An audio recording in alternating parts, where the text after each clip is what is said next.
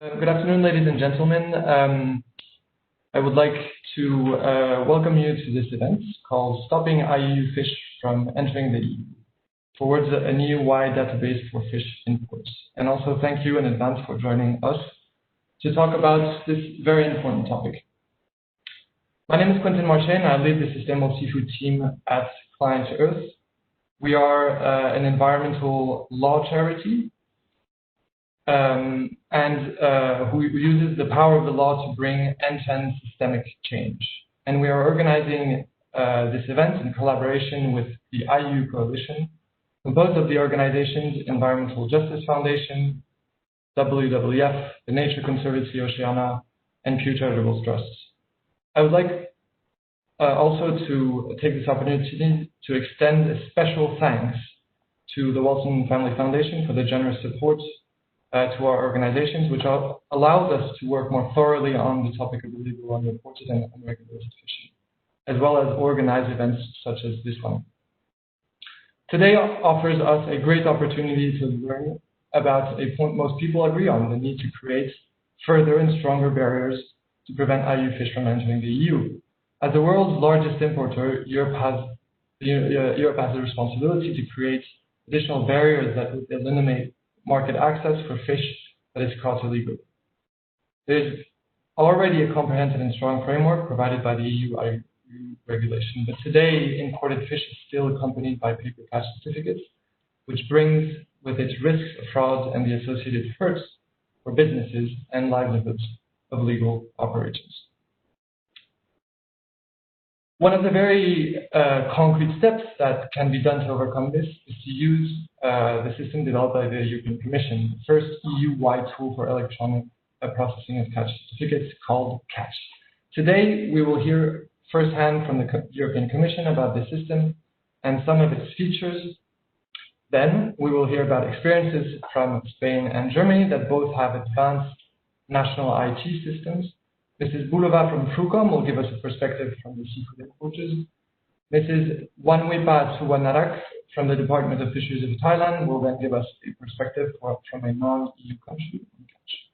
Finally, Katrin Poulsen from WWF will wrap up and conclude the event.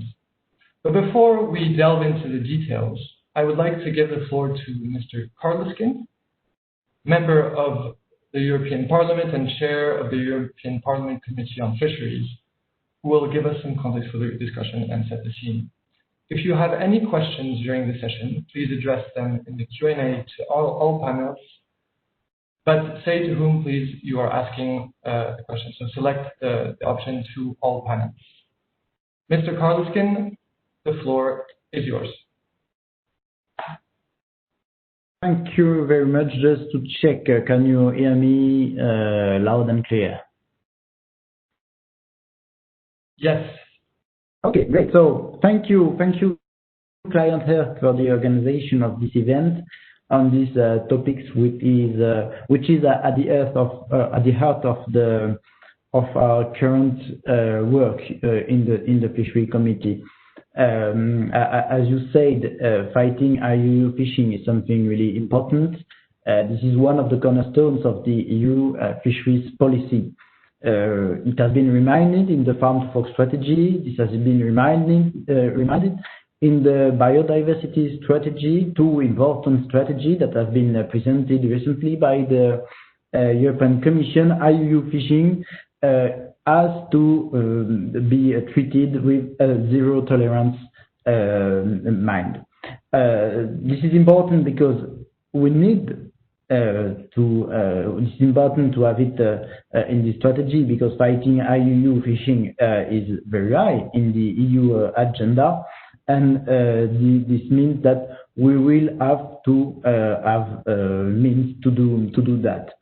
We know that IUU fishing is bad for the environment. This concerns the fish stock. This concerns the marine environment. This is bad for social standards. This is bad for our economy. This is bad for the honest fishermen. This is bad for the consumers. We have to be at the forefront of the fight against IUU as the European Union. We are the world's biggest seafood market. The access to our market must be leverage for fighting IUU in the world. This is why our regulation on these topics is so important. The European fishing industry response to high environmental, social, and economic standards is a model that should be exported. For example, at the WTO level, we know that 60% of the seafood that we consume in Europe is imported. This is therefore crucial that we ensure that no seafood coming from IUU fishing enter the EU market. This is our duty to the consumer. This is our duty to the citizens. This is our duty to our fishermen. So in this way, we have some regulation that already applies, but they still need to improve it. First, by modernizing the traceability instruments, like the catch certificate, which is the subject of our seminar today. Second, by making sure that a country is not yellow carded too long, during a too long time. Because if there is no sign of improvement from the third country, we should be able to take the following step. And third, by having more coherence, more consistency between our trade and fishery policy. For example, Vietnam has a yellow card and has been granted a trade assessment. In the resolution that we voted with the Vietnam trade agreement, we underline this fact that we want to have it more strict in the future in the trade agreement. What I would like to say is that we are currently discussing the revision of the IUU regulation along with the fishery control regulation. There is a common understanding that traceability of the seafood products needs to be improved. The catch scheme that aims at digitalizing the current paper-based EU catch certification scheme is one of the tools that will help us to improve traceability and in the same time to prevent IUU products to enter the EU market. There are multiple advantages: the fight against false paper-made catch certification, easier information sharing, better risk management, and lower administrative burden, avoiding all the paper documents. Until the adoption of the new IUU regulation, catch can be used by EU member states on a voluntary basis. Let's not wait this to make progress. We can do it without waiting. It takes time. It can take time for these new tools, of course, for using digitalized tools and to be able to use it in the most efficient way. But we have to go forward on this topic. Countries that are ahead in terms of digitalization should share their experience, their knowledge in order for the digital transition of the fisheries control to be as fair as possible for all the member states, the sector and the stakeholder. This is what we are trying to discuss, what we are trying to work on in the fishery committee, especially in the control regulation negotiation we are right now having inside the parliament before going to trialogue to reach a new control regulation. I'm really glad to be with you this afternoon, and I am looking forward to hear the expert on that and to make sure that we take the right decision to act towards a more sustainable and a more modern fisheries policy. Thank you. Thank you very, very much, Mr. Carloskin, for this very important put into context and the messages on the importance of fight against IUU and the use of catch. So, without further ado, as well, to talk a bit more about catch, I would like to invite Mr. Pavel Sudevec from the European Commission to talk to us about a bit more about the technicalities of the system. So thank you very much, Carloskin and Mr. Carloskin, and Pavel, I'll share your screen and give your presentation. Yes, good afternoon to everyone, ladies and gentlemen. Thank you very much for giving me this occasion. I hope everyone can hear me. I trust it. Yes. First of all, I would like to thank Mr. Karleskind for his introduction. I have to admit, of course I'm joking, he has stolen my show, but I think it is a great message. It means that we are on the same vessel in relation to the objectives to be achieved through the topic of the discussion we are having today, i.e. the digitalization of the CAT certification scheme being part of the EU regulation. Secondly, I would like also, through Mr. Karleskind, to thank the work already done by the PES Committee in the European Parliament in relation to this important topic.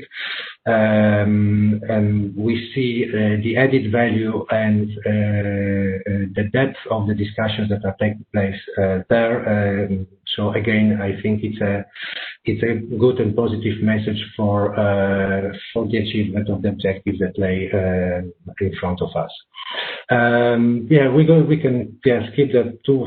It's a presentation. I will be quite fast because there are 12 slides. I would like to recall some basic principles without repeating what Mr. Karleskind has already mentioned. So next slide, please. It's an introduction.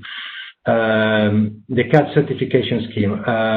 The main objective of the CAT certification scheme is to accomplish the documents. It's a document that is validated by the flag state authorities, that is completed also by other actors across the supply chain in order to ensure that the commodities, the goods, the fishery products that are heading or are reaching the European market stem from fishing activities that comply with conservation and management measures. This is really the main objective. We are not dealing with aquaculture products. We are very much focused on marine fishery products. Why? Because we are basing ourselves not on EU rules. We are implementing EU rules on the basis of international obligations stemming from international law of the sea. This is the main principle. In order to save the CAT certification scheme, we are basing on traceability tools. The reference was made at the tools used in order to ensure that the products that are received by EU consumers stem from legal fishing activities. This is a mechanism, it is a pillar of the EU regulation together with the second pillar, which is the dialogues and the cooperation with third countries. I will not be developing this topic today. We are having, as Mr. Karleskind was mentioning, we can always improve things. Why I'm saying that? The reference was made already, the CAT certification scheme, which has been negotiated and eventually adopted in 2008, and has entered into force in 2010. It has been shaped as a paper documentation. We are in the 21st century, already 20 years after the beginning of the century, and we need definitely to ensure that the scheme uses modern digital technologies in order to match the objectives set for the scheme. Paper-based implies burdensome verifications, sometimes scattered or difficult verifications should cooperation among member states of the European Union needs to be ensured. It is burdensome for operators across the supply chain, be it importers, we are having a Bulova today, but also colleagues and listening from all around the globe, importers, traders. It is burdensome. For this reason, taking into account the ultimate objective is to fight illegal fishing and deter that products stemming from illegal fishing enter the European Union market. We proceed with the construction of a digital tool for the management of the CAT certification scheme. Next slide, please.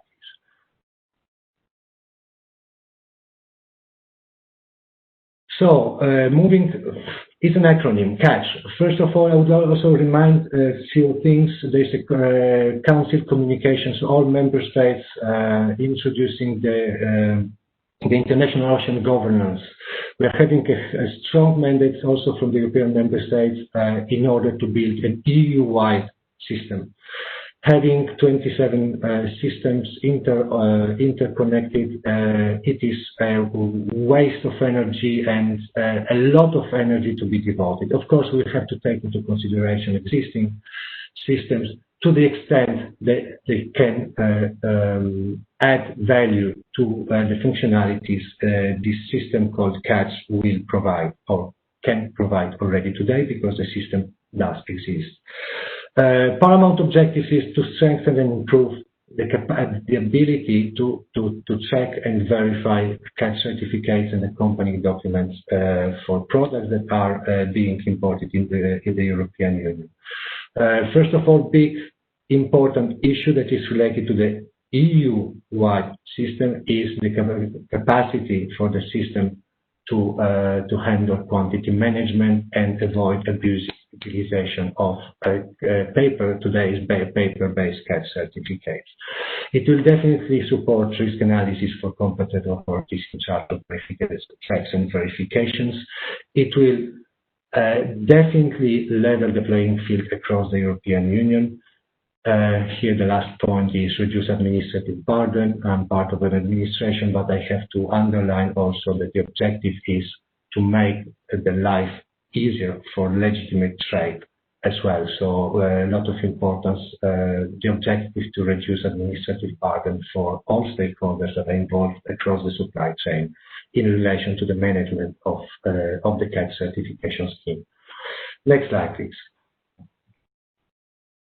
So the IT CATCH, I would refer to the Commission website for the Director General for Maritime Affairs and Fisheries to have more information about the CATCH itself.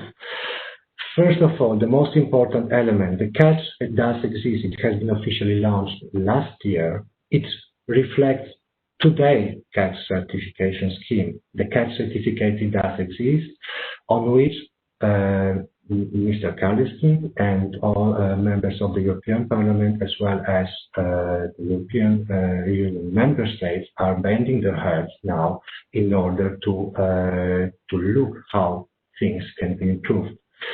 So today's CATCH, IT CATCH as a tool, is a reality. However, we still need a legal basis for its use at EU level. It can be used, it is being tested, it is being presented as today. However, for its compulsory implementation and in order to ensure that all the advantages of the IT tool trigger in, we need a legal basis to be applied, adopted first and applied later on. Today it is on a voluntary basis. I will not describe and I will not steal the work of the European Parliament and the Council. We are under ordinary legislative procedure.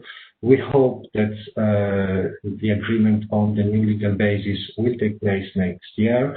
An important issue will be, of course, preparedness of stakeholders, be it authorities, be it importers, be it exporters, and knowledge about the system.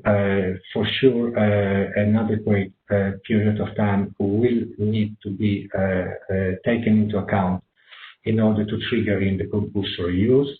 The system itself is based on an existing system for handling health certificates that come from the legislation of the European Union in terms of safety and sanitary requirements. We are not reinventing the wheel. It is for that experience, if I'm remember well, and I do remember well, 2 years of checking, preparing stakeholders and the system took place before the effective implementation end of last year. Next slide, please. The important thing, as it is proposed, the system will not completely eliminate paper-based CAD certificates, i.e. third countries, flag states, and operators, exporters will still be able to validate, introduce the validation and validate CAD certificates. What will definitely change in order to make this system useful and efficient is to introduce the data. And these are some compulsory elements and roles for EU importers and EU competent authorities. However, the system is already created and shaped in a way third countries operators and third countries authorities are nowadays in position to introduce the relevant data, so use the system by themselves, complete the data and validate the certificates and related documents electronically in the system. This is an important element, element of the system to be underlined. Why? Because this system, as I was mentioning, is based on an existing technology called traces, and traces is nowadays being used in terms of export to the European Union of different products, but also including fishery products by more than 60 countries in the world. So the technology is not unknown by external stakeholders, which is a very important thing. Secondly, we think an important element for reaching also the objective of administrative burden reduction for stakeholders would be to use it directly. It increases enormously the reliability of the data that are contained and presented for verification and controls, but it shortens and reduces the burden linked to the completion of the obligations. Another element important for the future of the system is we are not alone in the world. Of course, we are a very important player. We are the biggest consumer platform for fishery products. We are dependent by 60%, more than 60% upon imports. But this is an IT technology, and third countries, they do also have IT technologies used for the management of their fisheries activities and of the fishery sector, including the traceability. One of the future challenges, and also in order to ensure administrative burden reduction, will be to match and to understand, to match IT environments. For this, if we start thinking bilaterally only, we have 92 third countries authorized to export to the European Union. We will fail. It will take 3 decades. We are working now on a single solution to be proposed, presented. It is based on Flux. It is language, IT language, that is recognized by the United Nations. IT services, and we are considering now how we can use this internationally recognized language in order to be adapted to the needs of our EU system IT catch. And this is it from my side for the time being. I'm really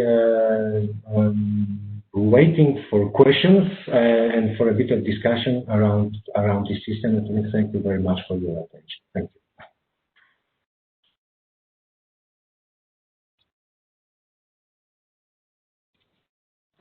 Thank you so much, Pavel, for this introduction and a bit more deeper dive into the catch system. Very important for us and for the others to have a better understanding. So I'd like to start by asking you a couple of questions. So I will, if you don't mind, take ask the first question, and then we'll open it to the Q&A box from the audience. My first question is: will there be an automatic alerts in the system and a risk analysis or risk scale display to help member states target controls? Will this be a fixed feature of the system? To what extent, and how will it work? Thank you very much, Quentin, for this question. These discussions are taking place in front of all possible participants, all stakeholders. Alerts, automatic alerts, manual alerts, risk analysis. It is an area that is definitely devoted and limited to the authorities that are in charge of the checks and verifications, but that they are also bound by legal obligations to perform such obligations. But yes, IT tools, databases, they are meant for that. They are meant really to support and facilitate and to concentrate the scarce resources, because we are always running to have more resources in administrations, in order to ensure the effectiveness and more effective determination of risks, more coherent or automated checks and verifications.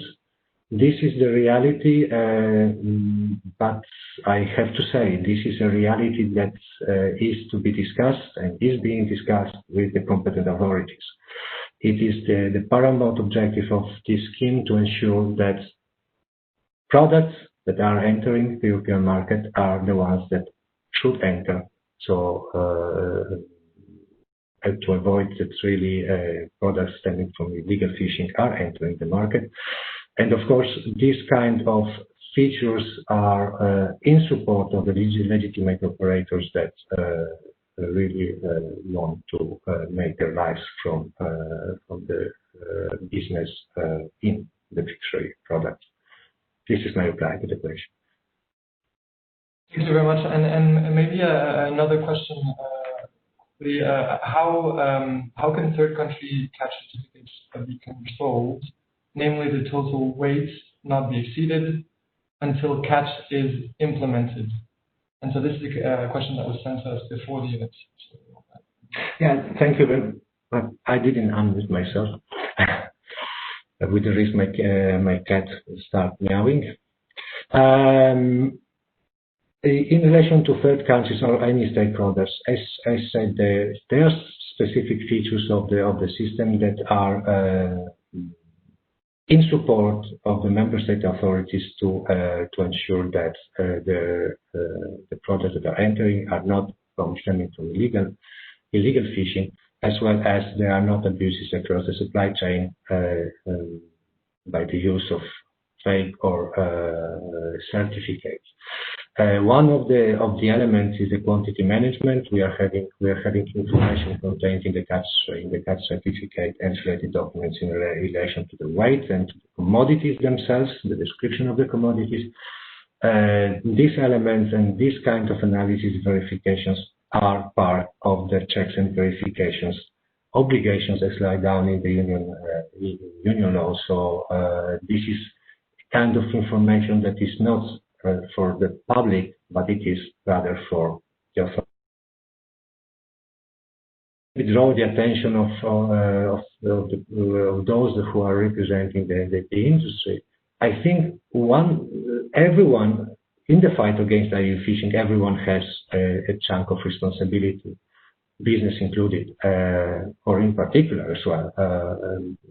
One of the issues that really come to my mind is I think business-to-business realities and contracts, they should also reflect somehow a kind of responsibility for what happens in case a lack of respect or a product is is being shipped to the European Union is not stemming from bigger sources. It's a protective maybe measure from the operators, but I think it is also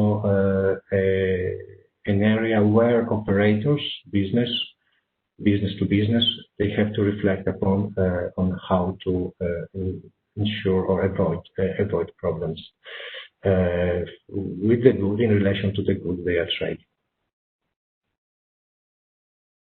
Thank you very much, Pavel, for a very comprehensive answer. I would like to maybe ask a question to Mr. Carleskin. What do you think is needed beyond obviously some technical solutions, but to harmonize control and inspection systems in the EU?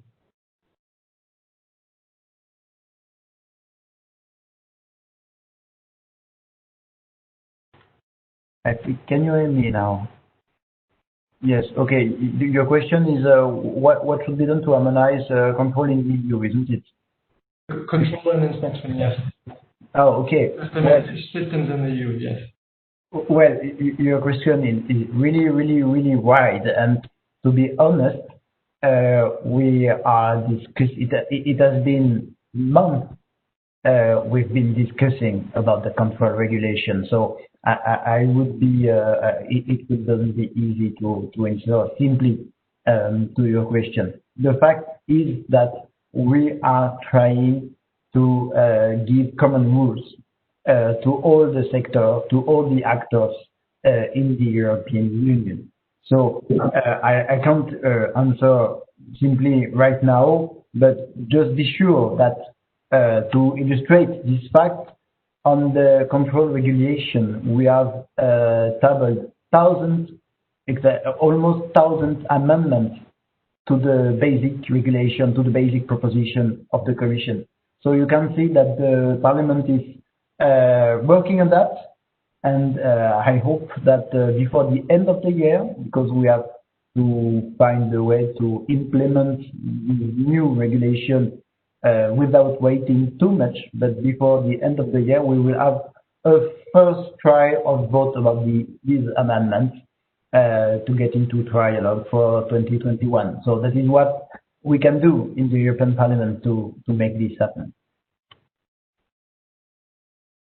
Thank you very much, Mr. Carleskin. Perhaps a quick question. The question from the audience is, how is the catch certification system ensuring that catch certificates are not overconsumed inside the EU during processing? So fraud on quantities stated on the catch certificates.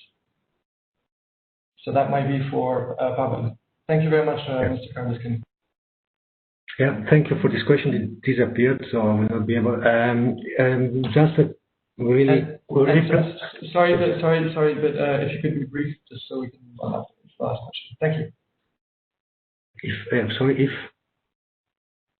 Just a brief answer. Yes. The brief answer is the catch certification scheme applies across the supply chain, but in line with the FAO voluntary guidelines on catch documentation schemes, it arrives upon imports. We are not using the catch documentations or the catch certification scheme in relation to the implementation of the EU regulation on the European Union market inside. So this is a simple reply. There is no quantity management within the EU in relation to the catch certification scheme itself. That one is a completely separate basis. It's a control regulation. Mr. Carleskin knows it. I know that by heart now. It's Article 56 of the control regulation on traceability, which uses elements of the catch certification scheme in order to ensure traceability on the European market, on the European Union market inside. Great, thank you very much. So that leads us to the first part. Now we can move to the next part of the session, which is about best practices from existing national digitized catch systems. And in order for us to talk about that, I would like to invite, so we're just going to switch the order if possible. So Anna Kuhlmann, who is from the Federal Office for Agriculture and Food, and she will talk about a bit about the system. So Anna Kuhlmann, Mrs. Kuhlmann, I will share your presentation on the screen. Would you be able to unmute yourself? Can you? Yes. So I will share your presentation. Okay, thank you. You're welcome.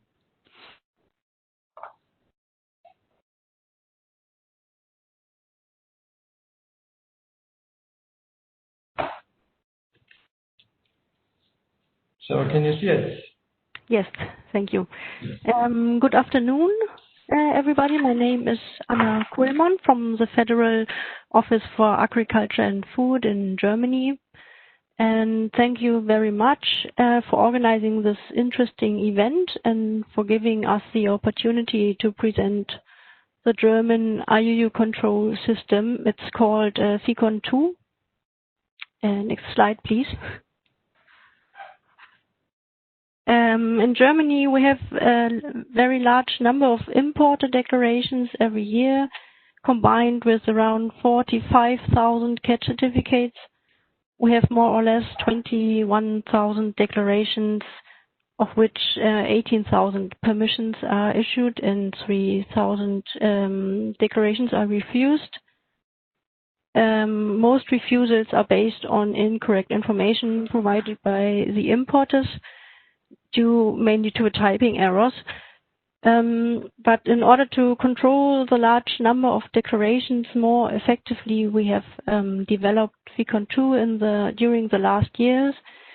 And this is a web-based import declaration system to control catch certificates.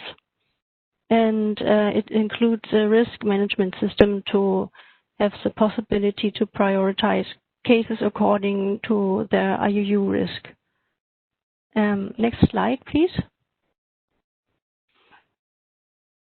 The Federal Office for Agriculture and Food carries out the IUU controls in Germany.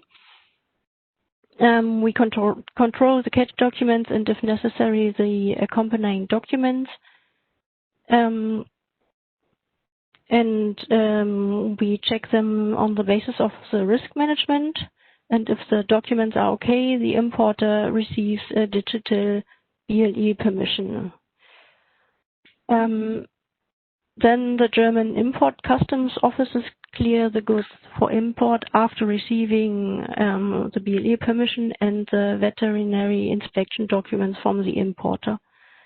Currently, we have more or less 10 colleagues for the import control, and we hopefully get more in the future.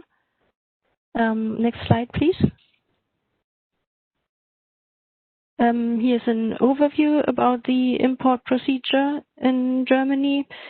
So as you can see, the importer has to apply first at the border inspection post for the veterinary checks and at our office for the control of the catch certificates. And when the importer receives both permissions, the goods are cleared for import at the customs office. And if the import is, so the catch certificates are not okay, the import is refused. Yes, and then on slide 5, can you please turn to the next slide? I can come to our application. So it is divided in 3 areas. The first area is the public area for importers to submit their declarations. Then in the internal area, the IUU controls are carried out and BLE permissions or refusals are issued. And then there's as well an admin area to registrate or to administrate the users. Next slide, please. Yes, one of the core features of Ficon 2 is the integrated risk management. This is based on the IU regulation and in particular on Article 31 of the regulation 1010 from 2009. And the second very important feature is that we can issue digital permissions or refusals for the respective importer declarations. And next slide, please. Yes, in Ficon 3 we have 3 different grades of control intensity according to the risk points calculated by the system. The declarations are sorted then in different categories: high risk or medium risk or low risk, and the cases with the high risk appear first, and as well as that's not combined with risk parameters, but urgent consignments such as fresh goods are controlled more earlier than other declarations. So then, next slide, please.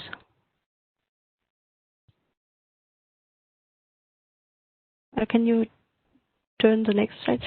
Yes. Now I come to the risk management parameters of Ficon 2. The most important risk management setting is the quantity management, so as well as is in catch, but now it's only for the German declarations. So overused catch certificates appear with a red node in the control view of the declaration. So we can see it at first sight that it's overused. In addition, flag states can be assigned with points, or, for example, those with a yellow flag, or flag states when we have a high request rate, or flag states when we have information from mutual assistance, messages from other member states or from the Commission, and we can see all these comments in a box when we control the declarations. Species can get risk points as well. For example, species with a high commercial value, or species that are particularly threatened. So this is according to the Article 31 from the Regulation 1010. And yes, and catch certificates that have been found to be invalid can be marked in the system so that we can see it immediately. And we can assign risk points for certain processing plants by marking the approval number. And yes, all risk settings that are summed up in a special in one declaration can be seen in a comment box for the control officer. So when we open a declaration, we can see all of the risk factors that are summed up. Next slide, please.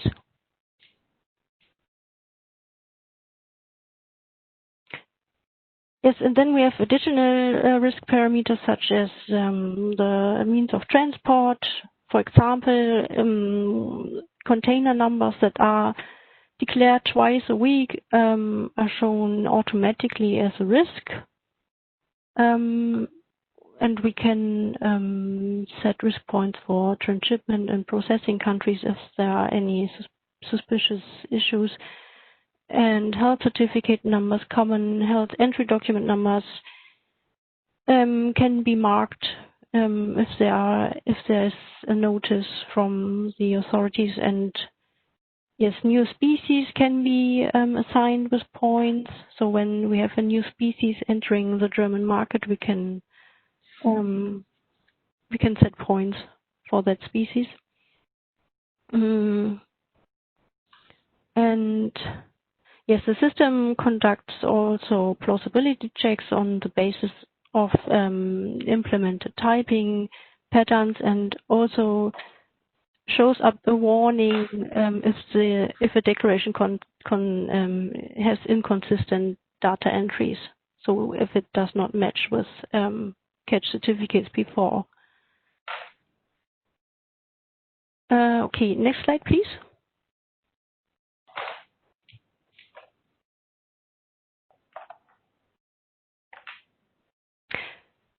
Yes, we are very happy about our new system, and we see it as a great progress for our work in IU controls, and it enables us to carry out the risk-based controls and to give more attention to the important cases. And also, what is a really good tool is that we can create the necessary official decisions digitally. But we are looking forward to have the EU-wide quantity management in catch, as it will for sure make IU controls much more effective as it is now the case. And yeah, next slide, please.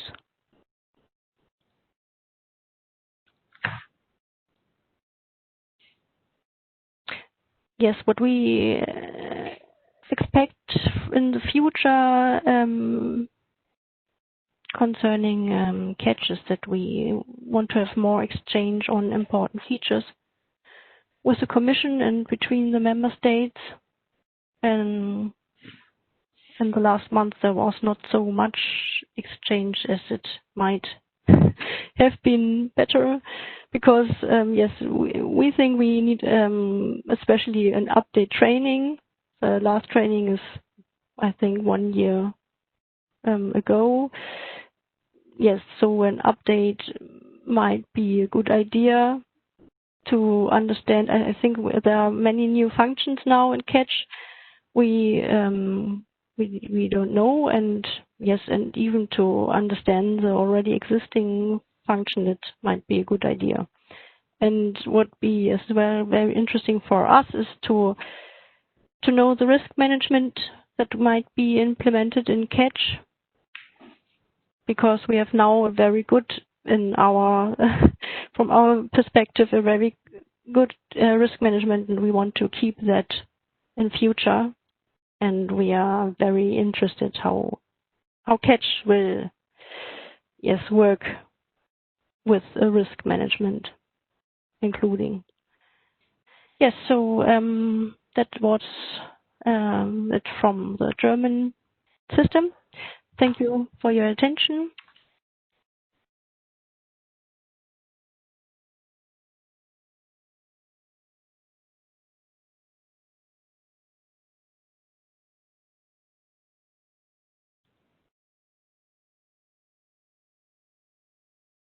Thank you very much.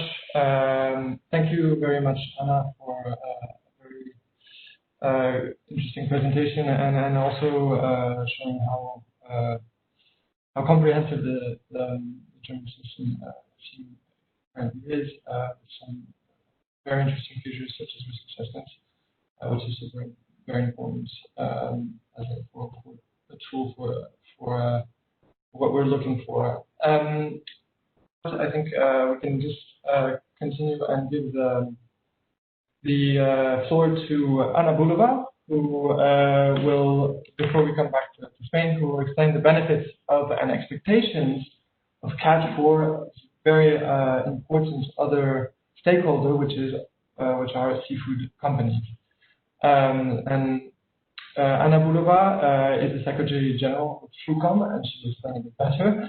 And please, Ana Bulova, I will share your presentation, and you can go ahead and, with your presentation. Thank you. Thank you very much, Content. Yeah. Can you hear me? Yes. Perfect. Okay.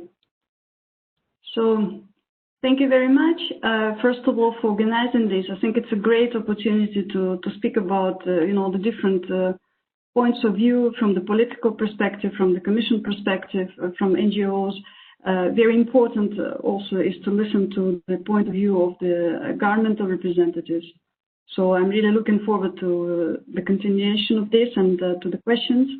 And I would like to very briefly present the point of view of the members of our organization on that. The next slide, please. So we are a non-for-profit association. We just turned 60. This year, we are officially recognized by the EU institutions. We represent traders in various food commodities, dried fruit, nuts, processed fruit and vegetables, and seafood. It's a very general combination. In seafood, we are maybe not such a huge organization, but we always try to present a very pragmatic point of view, very practical observations, and we work closely with the European Commission departments, and we try to convey really practical points of view, and I think that's a benefit. We deal with trade, food safety, sustainability, customs, nutrition issues for our sectors, and the peculiarity of our organization is that we have members in both the EU and in some supplying countries, which of course reinforces our experience and expertise. Next slide, please. So I would like to make some general comments. First of all, we would like to really thank the European Commission, DG Mare, and the team of Pavel and his colleagues for their continuous cooperation with us, and also for the very wise decision, in our opinion, to not reinvent hot water, but really build on the DG Santa Tracer system, which is in existence and which is very well known by the operators, to create the EU certificate scheme. And we also appreciate very much the transparency and communication by DG Mare.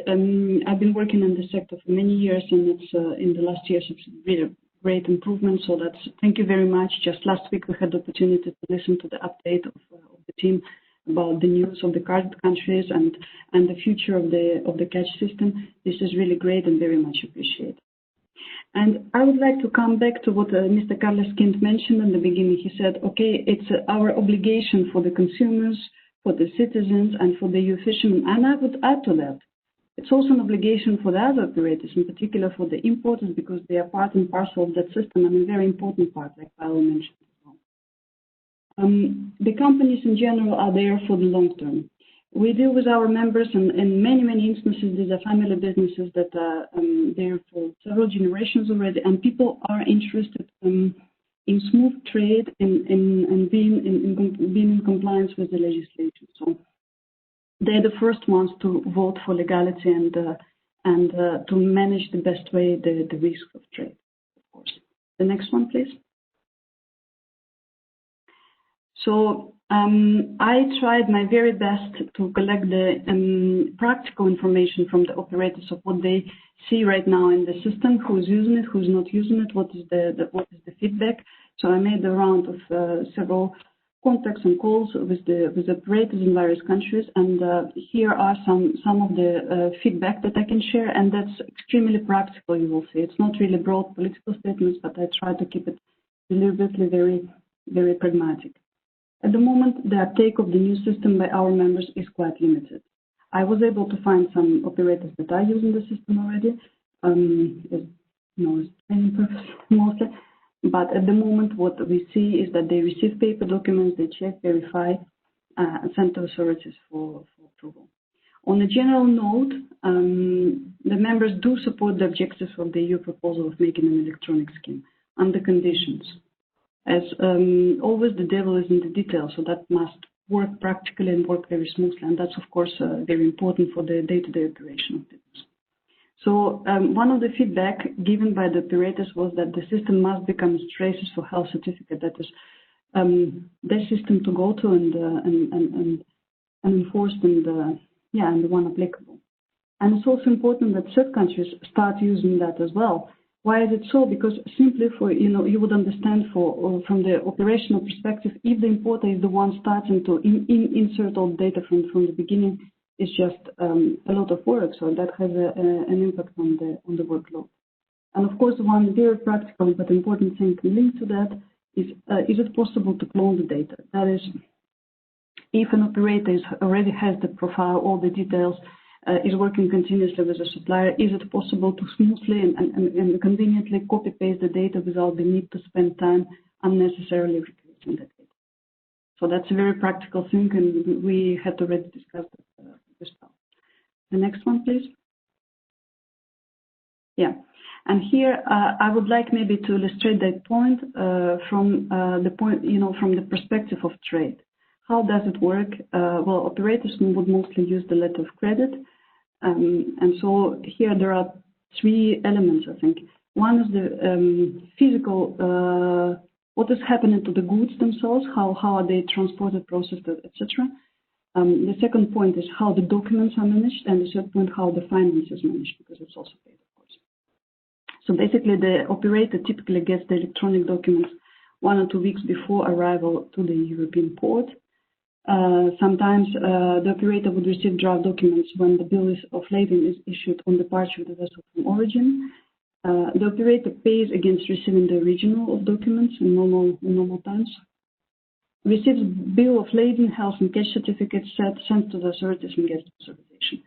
And so basically, you can see that from when the data are imported, the goods are already very well advanced. They're already approaching the destination. And so if the electronic system could warn the operator very early, ideally when the shipment is being prepared for sending, that something is wrong, and previous speakers have already mentioned the overshooting of quantities, how that can be controlled. Well, it would be best because quite simply, it would prevent the goods from being transported unnecessarily, and it would really raise awareness of the operator that something might be wrong with the shipment. And as you can also see here, the operator pays upon receipt of the original documents. So the goods sometimes are already paid, and then comes the question mark of something being wrong with the shipment. And so, of course, you would understand from that example that the operator is the first interested party in controlling the risks and minimizing the risk. So that's why the request is as earlier we can get the information about something being wrong, the better that would be for the trade. Thank you very much. The next slide. Yeah. Then some practical questions on the liability.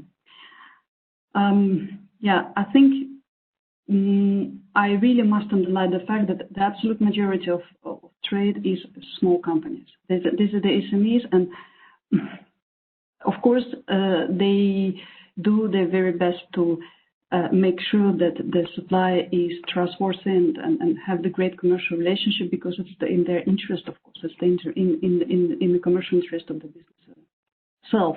But at the same time, you cannot ask for the moon and tell the importers, the SMEs, that they have all the control to prevent overshooting if something goes wrong with the goods.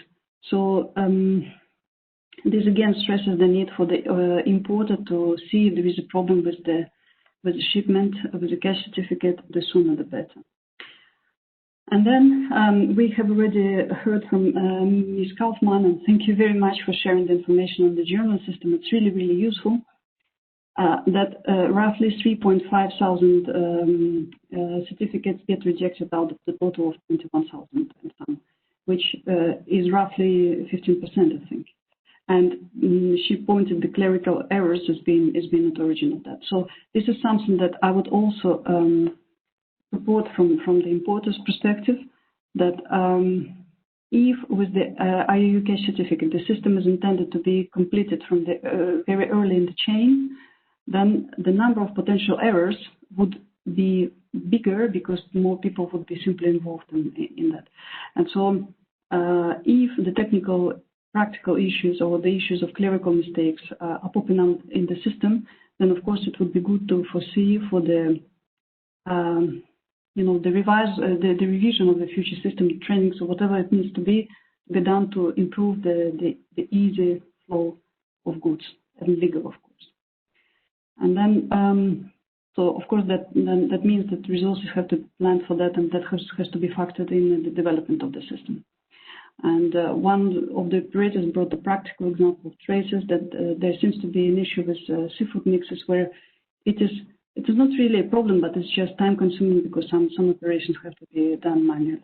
So it's just by way of example. And with that, I would like to stress again that the legal operation and certainty of trade is in the first and prime interest of the operators.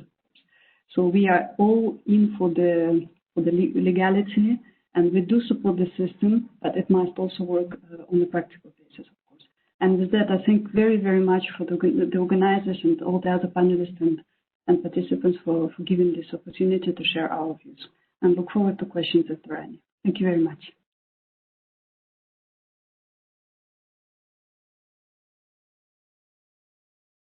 Thank you very much, Mrs. Anna Budova, for presentation. I think it's a massively important as well to make sure that the system that it proposes is operational and feasible for on the first line, such as seafood companies.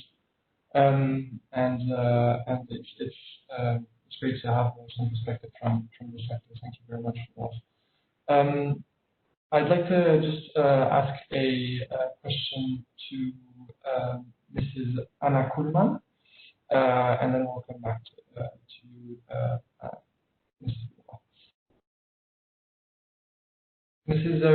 Kuhlmann. Catch, so the European Commission catch system offers the opportunity for comprehensive data cross-checks of imports coming to the EU. Why do you think this is important?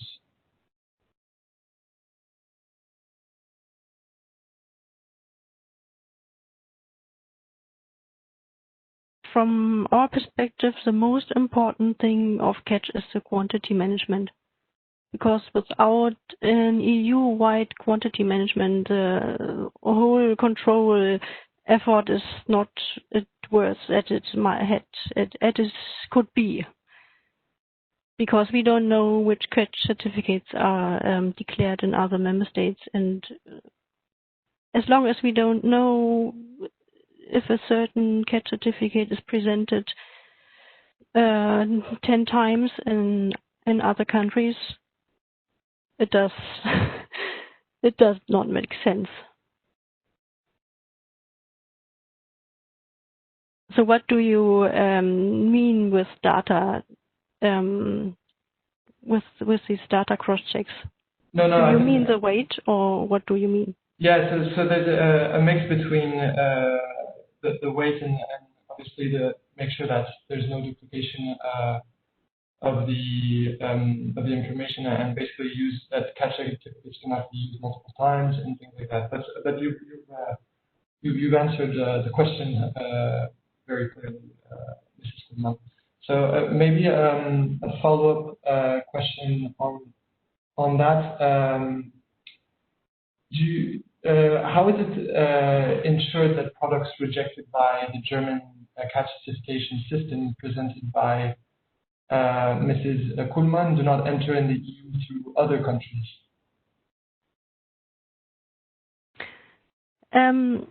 When we reject a certain catch certificate because of IUU reasons, we immediately inform the member states about this planned import. And as we could see in the past that because of this information, the import could be stopped in another member state. So I think that works well to prevent that it's presented in another member state. Great, thank you very much, Mrs. Kuhlmann. Maybe a question for Mrs. Budova. So you mentioned in your presentation that the perspective of importers. Do you think the transition to catch will be an issue? And if it's the case, how do you think the transition can be made the most effective way for the EU institutions? Maybe your perspective on that? Thank you very much. Well, we worked, of course, with the European Commission on that, and we are also members of Long Distance Advisory Council and Market Advisory Council, so we are always there to listen to the latest update on where the system is. For the members of our organization, we update them on a weekly basis if there are any new developments, and we discuss these issues in our working groups. So we do our best to make sure that they are informed of this. Also, the webinars such as this one, we try to make our best to spread the information, to spread the word, and also to work with them to convey their concerns to the European Commission. And we are really grateful for the good cooperation that we have on that. I think that's the way forward. I completely support what the German speaker said about the need for the training for the member state authorities. Also, maybe some information from the member state authorities to the operators, encouraging them to participate as we do would be needed. That's not, of course, our responsibility, but I sensed, at least in some member states, that the operators seem not to really know that this system is now open for testing. So maybe some more effort in promotion activities could be possible there. We, of course, understand that this year is particularly challenging for everyone, and we know the Commission tried to do the best to promote that also in other regions of the world, which was unfortunately not possible. So I think the question would be, the key point would be trainings and and information and communication. Yeah, thank you. And perhaps associated with that one, would you recommend the use of the system to European traders on voluntary basis to test it as much as possible, or is there also internally some sort of policies to say that let's wait for it to become mandatory before we start using it? Is there a move towards trying to really use it as much as possible on a voluntary basis? Well, as I said, at the moment the uptake is really limited. People also wait for the third countries to start import the data, because that would reduce automatically the workloads on the EU importers. But at the end of the day, this is the management by the companies. They are the ones responsible for the good conduct of their business. So of course they would take the logical decision of testing. And well, if I were in their place, I would of course test them given this opportunity, because that means that you would be in line with what the future demand will be, of course. So from our end, we do everything to encourage and to inform them to uptake it, for sure. Thank you very much, Mrs. Ruba. Maybe a question for Mrs. Kuhlmann. Last question for Mrs. Kuhlmann. Given the number of catch certificates that arrive each day at the border, a well-functioning risk analysis is needed. And beyond checking the IU vessel list and overuse of catch certificates, which risk assessment factors should ideally be included in catch in your view?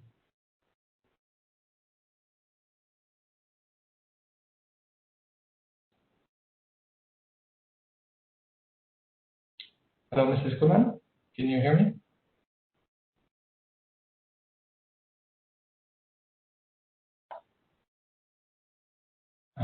Hello, Mrs. Kuhlmann.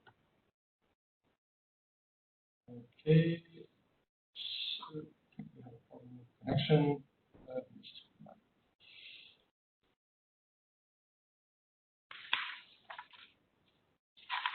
Hello? Yes. I can hear you, sorry. Okay, so the question is what we wish to have as risk parameters in catch? Yeah. So basically, yes. Additional all risk parameters that are in our system now. Yeah, specifically.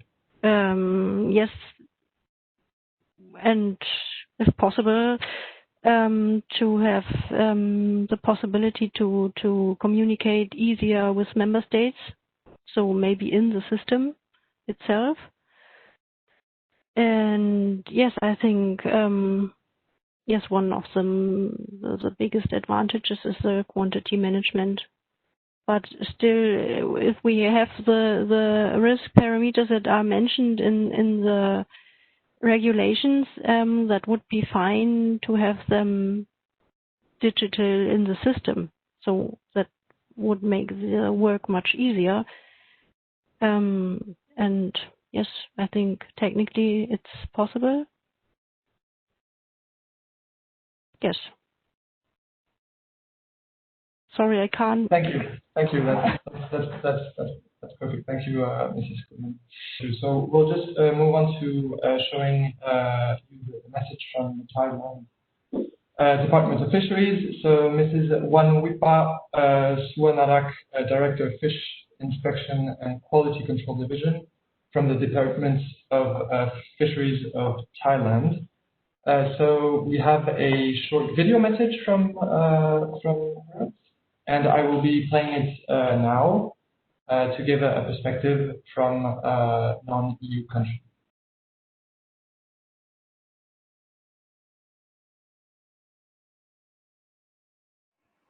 Good afternoon. My name is Wanwipa. I'm a Director of Fish Inspection and Quality Control Division, Department of Fisheries, Thailand.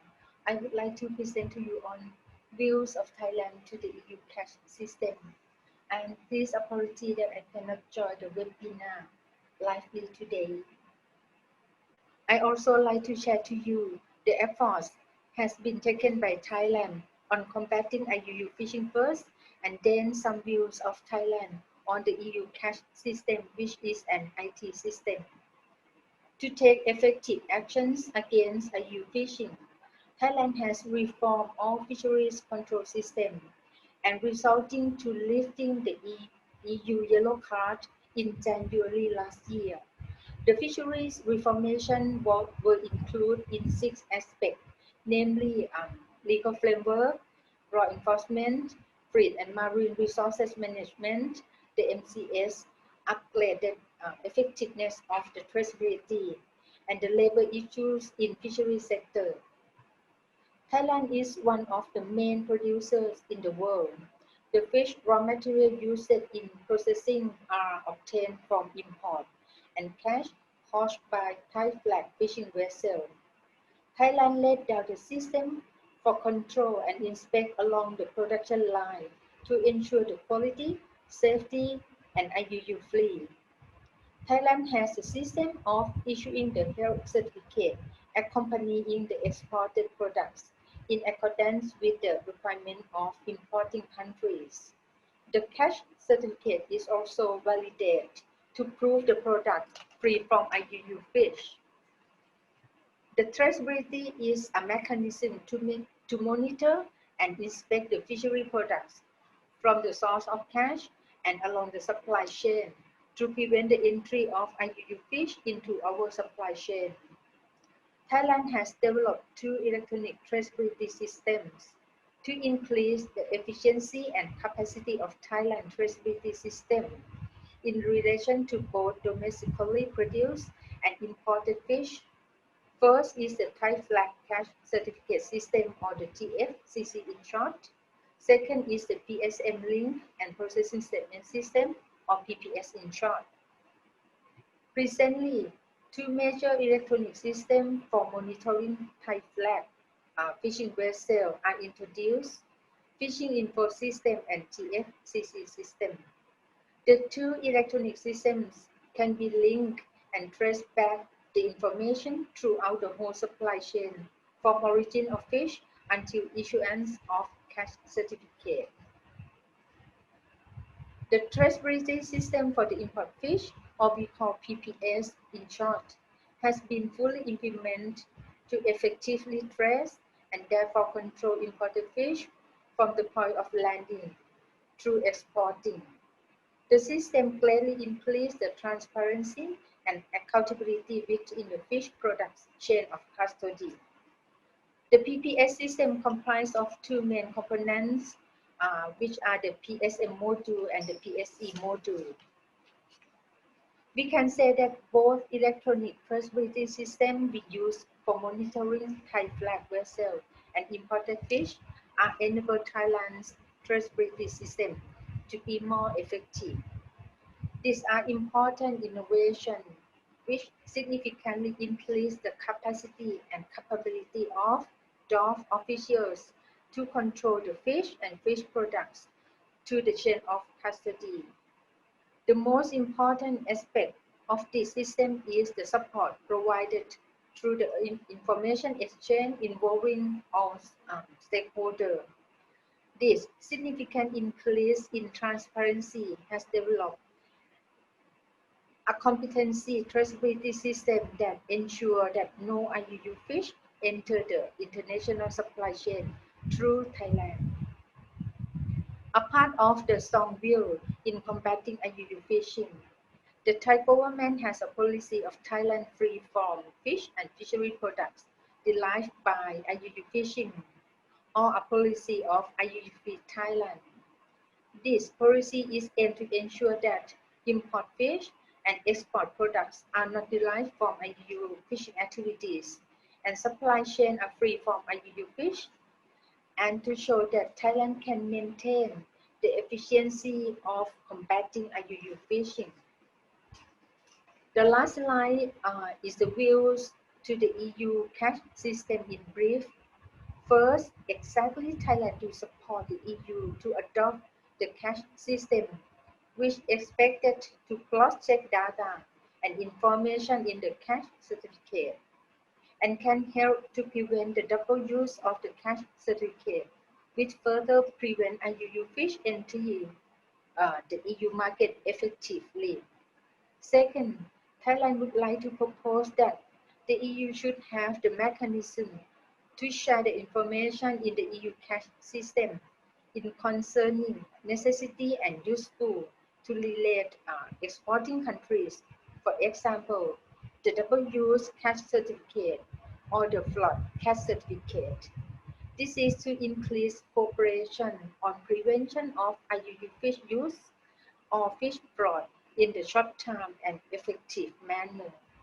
Third, Thailand currently implements an electronic traceability system that limitation of use at national level and cannot link further to the EU catch system. In case that the paperless system is required by the EU as an importer, the EU should cooperate and assist its exporting third countries to upgrade the existing system and linkage to the EU catch so that it could facilitate trade of fishery products with the EU. Last but not least, the EU may speed up the building awareness and understanding in the EU catch system with the exporting third country, which may prepare their readiness in joining the catch system. The virtual seminar or training may be more eligible under the situation of the COVID-19 pandemic. That's all of my presentation. Thank you very much for your attention.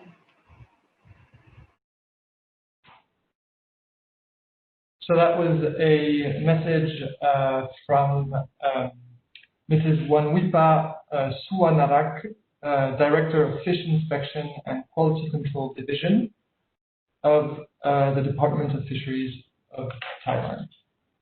Unfortunately, they couldn't make it, but extremely kind of them to have sent a video. With so many people as intervention today, and a lot of insights, technical insights on the use of the system from member states, from so Germany and unfortunately not Spain, but and from economic operators to Anna Burva's presentation, and a very good context setting from Mr. Carleskind and some details from technical details from Mr. Pavel Swiderek. I would like now to just give the floor to Mrs. Katrin Willem Poulsen, who is Senior Seafood Policy Officer of the WWF European Policy Office, and she will really wrap up a bit what was said and give a bit of insight on a possible next step and vision that we're seeing. So thank you so much, Mrs. Ulsen, for being here today. And I will now give you the floor. Thank you. Such a shame we couldn't hear from Spain just now, but hopefully we'll manage in one way or another still. Thank you so much for having me today. And as you said, yes, I work at WWF European Policy Office, but I'm also here today representing the EU-IUU coalition. We're a group of NGOs in Europe working together to promote EU leadership in improving global fisheries transparency, traceability, and governance to be able to end IUU fishing. The other organizations are the Nature Conservancy, Oceana, the Environmental Justice Foundation, the Pew Charitable Trust, and ourselves, WWF.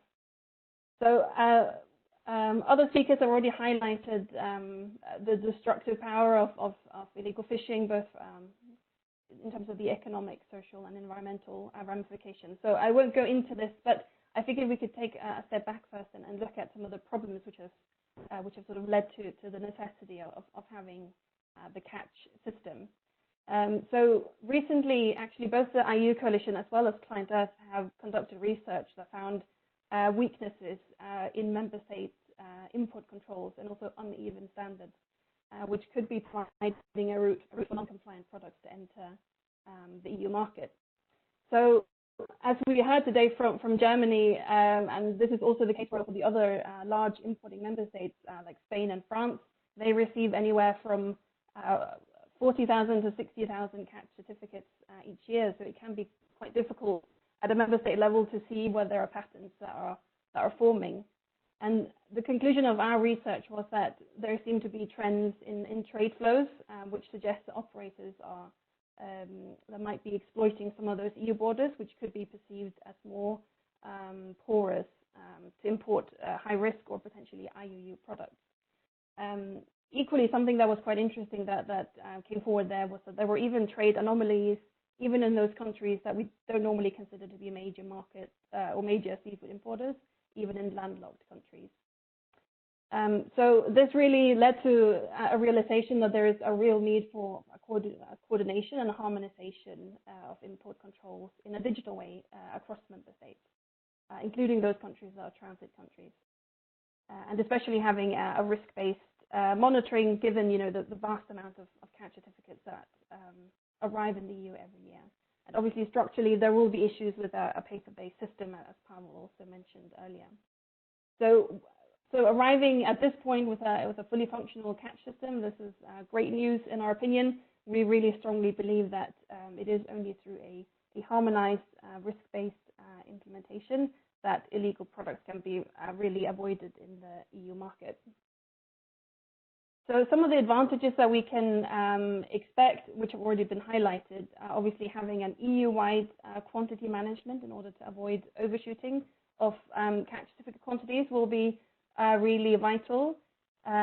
Also, reducing the administrative burden for member states because of the digital format, and all of this sort of improved coordination among member states should certainly be something that will allow member states to avoid these types of shift in trade flows, as the example that I was just outlining. If there is a caveat in the system, I would say that it's that even after the adoption of the legal basis, so the revision of the fisheries control system, it will only be voluntary to use for non-EU country authorities and exporters. So I think that if there is a message to really reinforce today to operators and your counterparts in countries outside of the EU, is that the more the system is used by non-EU countries, the less burdensome it will be for everybody, and the more reliable information we will have. So I think that's the key sort of call to action is for operators to hopefully be able to start using it straight away. And also, I noted that Carlos had to leave us, but certainly for MEPs and the council who now are looking at the adoption of the revision to adopt the legal basis very quickly without any delay. I'm hopeful that there is a good amount of support for all of this, both as we've heard from our panel today.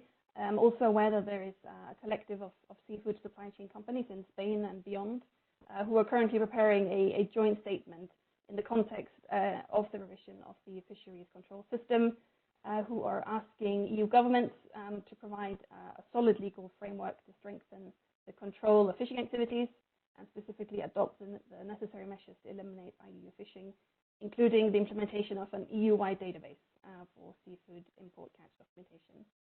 Quentin will have a bit more information about this if you want to know more. Looking a little bit ahead and looking sort of at the global level for a minute, this type of traceability scheme is really something that is gaining ground in other jurisdictions apart from the EU, in other market states and in RFMOs.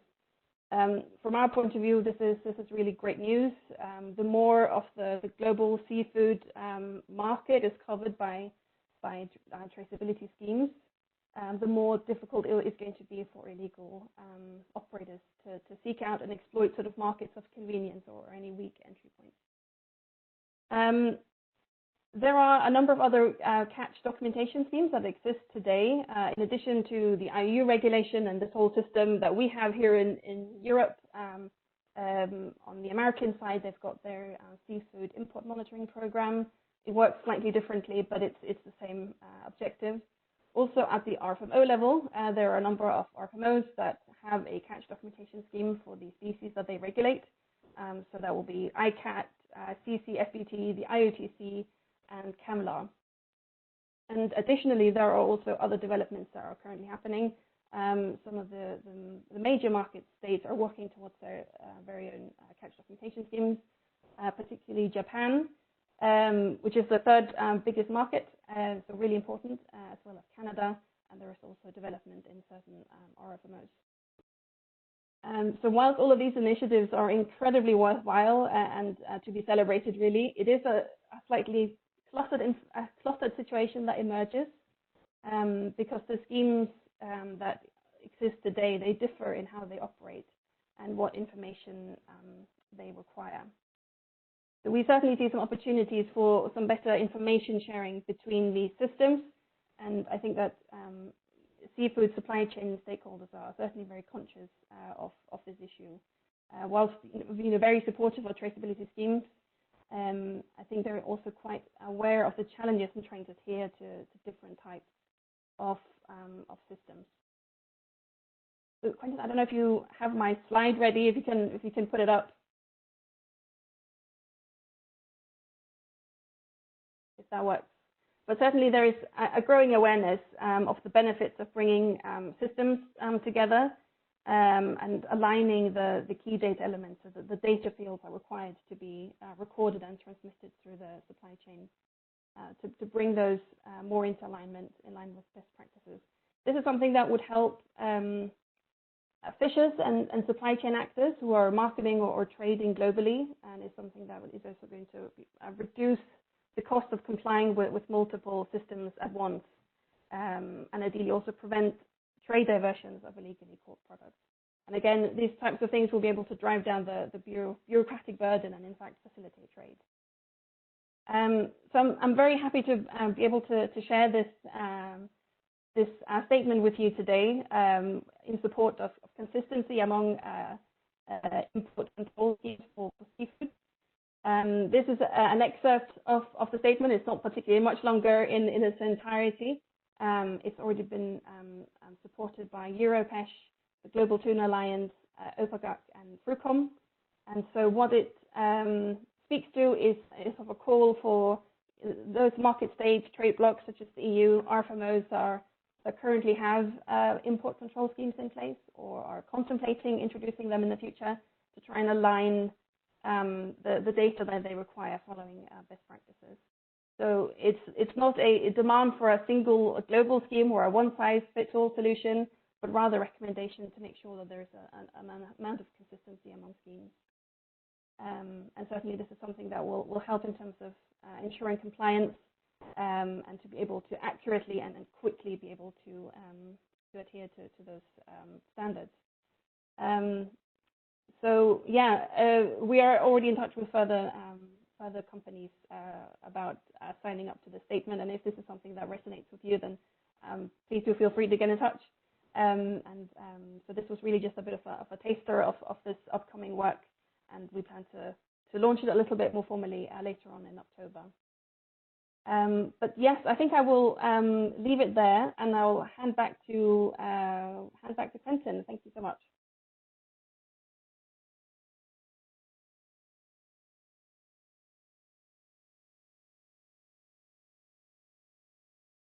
Thank you very much, Katrin, for this comprehensive wrap-up and call for action, really. So we would like to thank all panelists for providing great insights, both technical and also contextual. Very important for this very important topic.